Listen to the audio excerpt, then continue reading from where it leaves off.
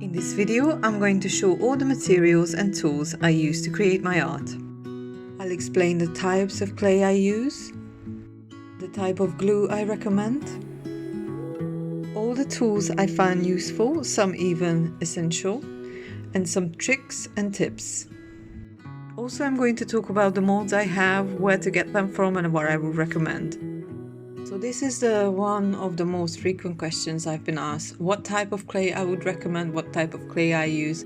My absolute favorite has to be Jovi airdry clay. I'm going to talk about it in length why I prefer it, but we're also going to talk about dust clay and some other types too. I tried in the past and I'm going to tell you why I don't like them. So let's talk about only these two. The Jovi brand is my absolute favorite. This is what I use most of the time. The texture is a little bit more dense, which I would prefer for my projects, but it tends to dry out quite fast. That's why I keep a small bottle with a nozzle. So if I have difficulty with the clay because it gets dry too fast, I just drop a few drops of water and I knead it with my hands and it's good to go. However, I do recommend to work with small amounts at a time. Another brand I'm going to talk about called Das, which seems to be the more popular one. You have to know that this is a little bit more moist than the Joey one, so it can give you a difficulty to get it out from the mold, but I'm going to show you how to help that problem. Now I'm going to put them into a test. You can get this mold from AliExpress for a few euros. So on the right hand side I use the Joey one. It goes in quite nicely and I always take the excess off with a palette knife, but I'm going to talk about the tools later on as well. I'm just gonna put the leftover clay over here for later use. So on the left hand side we're gonna use the DAS one, but beforehand I'm going to dust the mold with cornstarch. Instead of that you can actually use talcum powder, whichever you have at home. I keep it in a small container so it's always at hand. So the cornstarch actually acts like a barrier between the mold and the clay, which is going to help you to get the clay out of the mold more easily.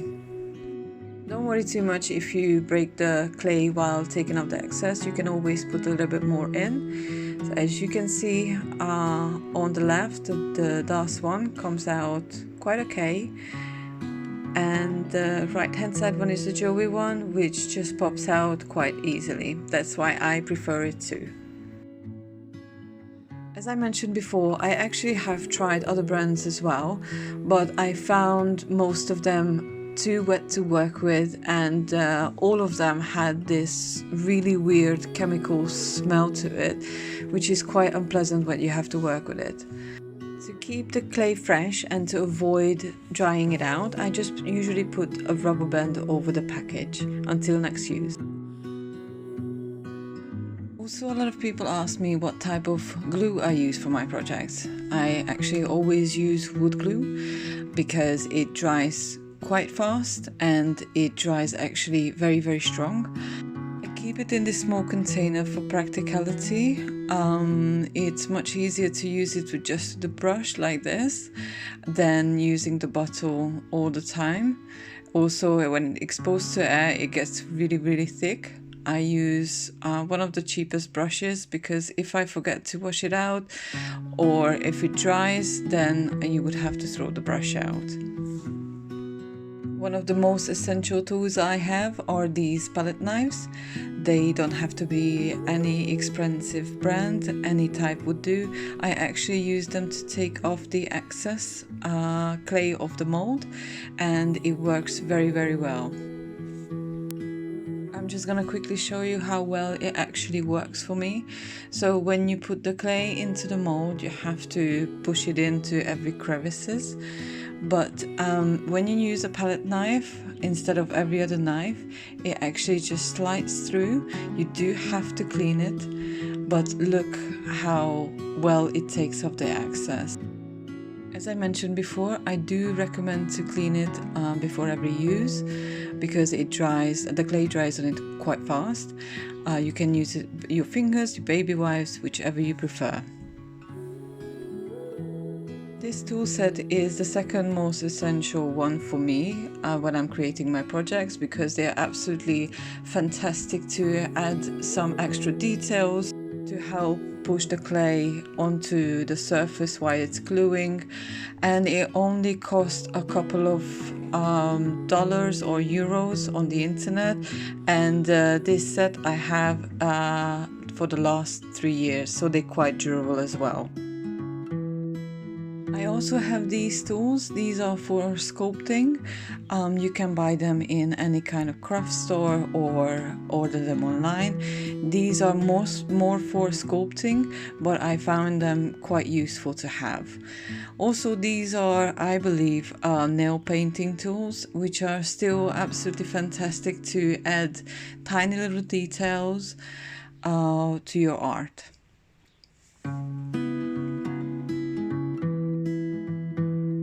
Let's talk about priming. So for non-porous surfaces, I mostly use matte black spray. You also can use any kind of matte spray or priming spray. It's fantastic for glasses like this jar or plastic too. The reason why I prefer the black spray paint is because when you put the clay on, the mistakes are actually a little bit more visible for me, so I can easily see if I make a mistake and reposition the clay before drying. For an additional information, you don't have to coat the glass jars or anything like that more than one time. One layer is perfectly enough. Since these projects has a lot of crevices and difficult to reach areas, I do varnish my projects in the end with spray varnishes. In this part, let's talk about some of the silicone molds I use. For the last 4 years, I actually managed to gather quite a collection. I'm going to show you what I would recommend to buy for the first time and what to be careful of when you buy silicone molds. I did invest in a few of these sheet molds along the lines because they actually a little bit more pricey, but they have quite a few molds on one sheet. Also, they are excellent in quality. These second drawers are full of the most useful molds I have. These are all from AliExpress. You can search on them. They are really good quality as well. Also, they only cost a few euros each, and some of them are actually food safe too. As I mentioned before, but it's worth repeating, all of these are from AliExpress. You can easily find them if you just search silicone molds. To store these silicone molds, I found out that one of the most practical things you can buy is this little plastic container with some drawers. Let's talk about some things what you have to be careful of when you buy silicone molds. First of all, the size. You always have to double check the sizes because it might be smaller than you expected when you get them. So because of the tiny details, this mold is not suitable for clay. Second thing I wanted to talk about is when you see that the mold on the pictures before you buy has rounded edges, in the end when you take out the clay, it's not gonna give you nice details. Again, with the sizes, you have to make sure that you double check it because I thought that this is gonna be a bigger one. Also, you do have to take some risk with AliExpress because sometimes you're gonna get a B-grade silicone mold, but every complaint I had so far, they handled it very professionally and they refunded the money when I needed to. This is another example for being a lovely mold, but it is absolutely tiny and I cannot use it for my clay projects, but it looks lovely. You do not have to have this collection to start decorating with clay. I brought it for the first time, just a couple of them, about 6-7 of them, and that's how I started. So as you can see, for starters, you don't have to invest a lot of money in.